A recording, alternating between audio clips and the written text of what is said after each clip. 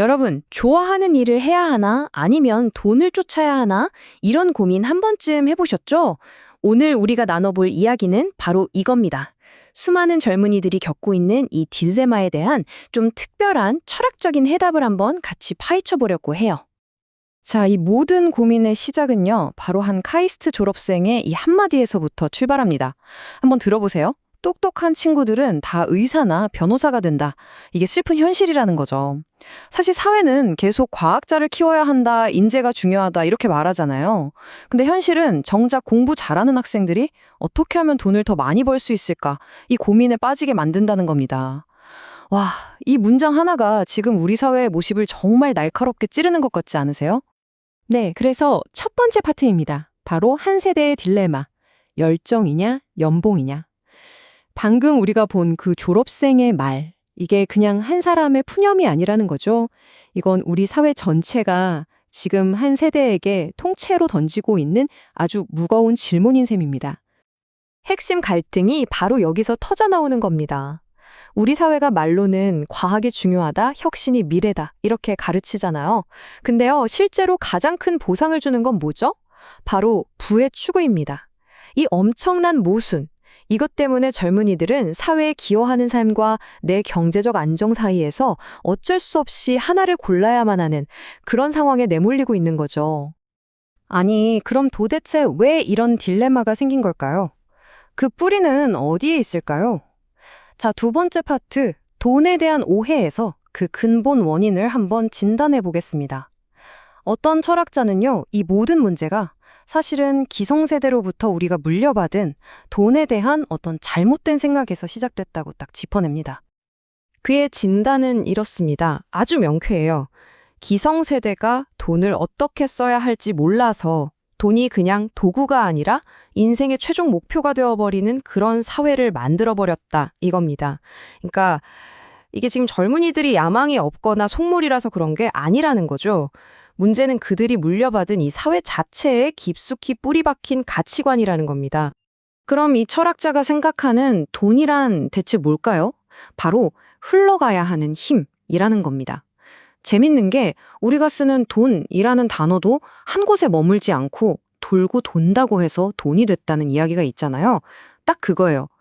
돈은 억지로 쫓아가는 게 아니라 내가 실력을 갖추고 사회에 기여하면 마치 물처럼 자연스럽게 나에게 흘러들어와 붙는다는 거죠. 그래서 돈에는 크게 두 가지 종류가 있다고 이야기합니다. 여기 표를 한번 보실까요? 왼쪽은 억지로 버는 돈이에요.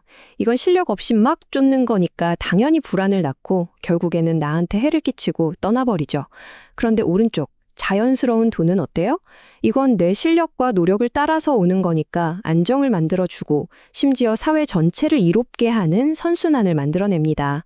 정말 하늘과 땅 차이 아닙니까? 자, 그럼 이제 해법으로 넘어가 봐야죠. 세 번째 파트, 두 가지 길, 공적인 삶이냐, 사적인 삶이냐입니다. 여기서 아주 의미 있는 삶을 위한 처방전이 제시되는데요. 결국 우리는 근본적으로 다른 이 두 가지 삶의 방식 중에서 하나를 선택해야 한다는 이야기입니다. 이 두 길은요, 목표부터 시작해서 그 결과까지 모든 게 정반대예요.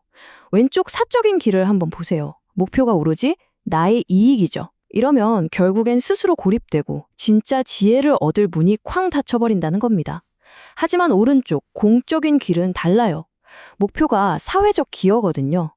이렇게 타인과 사회를 위해 살 때 비로소 진정한 지혜가 열리고 공동체 전체의 힘을 얻게 된다는 거죠. 바로 이 문장이 그 주장의 핵심을 딱 보여줍니다. 남을 위해 살 때 지혜가 열리고 나를 위해 살 때 지혜는 막힌다. 어쩌면 남을 돕고 사회를 위해 노력할 때 일이 더 잘 풀리는 게 우리 민족의 특징일지도 모르겠어요. 바로 그 순간에 진짜 지혜가 열린다는 거죠. 결국 공적인 마음으로 사는 삶이야말로 내 안에 숨겨진 잠재력을 터트리는 열쇠다라는 아주 강력한 메시지입니다. 그리고 이렇게 공적인 삶을 사는 사람을 뭐라고 부르냐? 바로 진정한 어른이라고 새롭게 정의를 내립니다. 우리가 생각하는 그냥 나이만 많은 사람이 아니에요. 다음 세대가 더 잘 살기를 바라면서 그걸 위해 적극적으로 고민하고 노력하는 사람. 바로 그런 사람이 진짜 어른이라는 거죠. 자, 그럼 이제 철학적인 이야기에서 좀 더 구체적인 행동 계획으로 넘어가 보겠습니다. 네 번째 파트, 사회 부모가 되라는 요청인데요. 이건 그냥 이상적인 이야기가 아니라 우리 모두가 지금 당장 실천할 수 있는 아주 구체적인 첫걸음을 제시합니다. 그 첫걸음이 뭐냐? 바로 우리 스스로가 사회 부모가 되는 겁니다.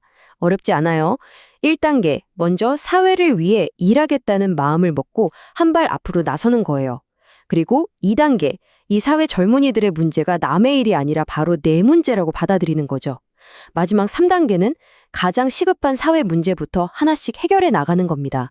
이게 바로 사회 부모의 역할이라는 거죠. 그렇다면 이해 사회 부모가 맡아야 할 그 첫 번째 임무는 과연 무엇일까요? 바로 우리나라의 자살 위기에 맞서는 겁니다. 우리가 정말 사회를 위해 헌신하겠다고 마음먹었다면 그걸 증명하기 위해 가장 먼저 달려들어야 할 문제가 바로 이 문제라고 지목하는 겁니다. 여기 보이는 이 숫자 1위, 이게 바로 우리 사회의 가장 아픈 현실입니다. 대한민국은 무려 10년이 넘도록 OECD 국가 중에서 자살률 1위라는 정말 부끄러운 기록을 가지고 있습니다. 이 철학자는 이게 우리 사회의 가장 무서운 질병이라고 말해요. 그리고 이 문제를 해결할 때 바로 그때가 우리가 비로소 올바른 길을 찾았다는 증거가 될 거라고 아주 강력하게 강조합니다. 자, 좋습니다. 정말 만약에 이런 생각의 전환이 우리 사회에 일어난다면 과연 어떤 미래가 펼쳐질까요? 마지막 5번째 파트, 미래를 위한 비전입니다. 우리가 공적인 길을 선택했을 때 맞이하게 될 그 긍정적인 미래를 함께 그려보시죠. 이 비전의 핵심은요, 놀라울 정도로 간단합니다.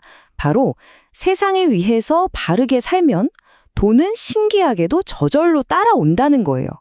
그러니까 돈을 쫓아다니는 삶이 아니라 사회에 기여하는 삶에 집중하면 경제적인 풍요로움은 그냥 자연스럽게 따라오는 결과물이라는 거죠. 정말 우리가 생각하던 순서를 완전히 뒤집는 놀라운 발상의 전환입니다. 바로 이런 모습이 우리가 꿈꾸는 새로운 시작입니다. 젊은이들이 더 이상 돈 때문에 직업을 고르는 게 아니라 자기 재능을 마음껏 펼쳐서 인류에 꼭 필요한 사람이 되는 그런 사회. 그리고 우리나라에서 시작된 이 작은 움직임이 결국 전 세계를 환하게 밝히는 동방의 등불이 되는 것. 와, 정말 가슴 뛰는 비전 아닌가요? 자, 오늘 이야기를 마무리하면서 이 질문을 마지막으로 여러분께 한번 던져보고 싶습니다. 모두가 부를 쫓는 것이 마치 대단한 것처럼 여겨지는 이 세상에서 과연 우리는 어떻게 각자의 삶 속에 공적인 목적을 단단히 심고 가꿀 수 있을까요? 오늘 하루 한 번쯤 깊이 생각해 볼 만한 질문인 것 같습니다.